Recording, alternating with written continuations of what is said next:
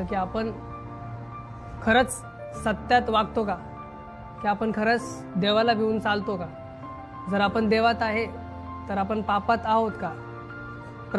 पहिला प्रश्न हा प्रश्न आपण स्वतःला विचारायला पाहिजे की आपण जर देवाची आराधना करतो, देवाचं वचन पाळतो, लोकांना देवाबद्दल सांगतो, ज्ञान देतो त्यांना की आपण वचन वाचायला पाहिजे, आपण बायबल वाचायला पाहिजे, आपण हे नाही करायला पाहिजे, आपण ते नाही करायला पाहिजे, पण आपण स्वतः काय करतोय, आपण स्वतः काय करतोय त्याची आपल्याला जाणीव आहे का.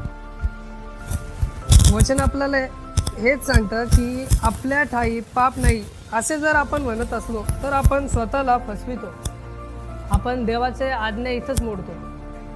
आपण म्हणजे आपण स्वतः सगळ्यांना ज्ञान देतो, पण आपण आतून कसे आहे, दोन तोंडी आपण राहतो. पण आपल्याला ते दोन तोंडी नाही राहायचं, आपल्याला देवाच्या वचनाद्वारेच आपल्याला चालायचं.